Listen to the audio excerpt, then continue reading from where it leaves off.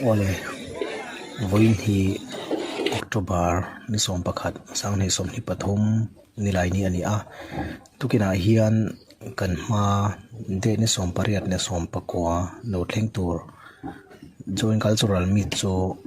mathuam pui huna nga ni in han ho ani dona tone from playground number 1 a patlang pui te pandal sain hei hun mang me ka ni tại hian nắm làm cho sang lệ thil dang tam tak mu nam tak tak te zai thiam te ron in lan don bokani mu nam don khop mai mi zong zong he huna hiam tel pui tur po in som bok chu ni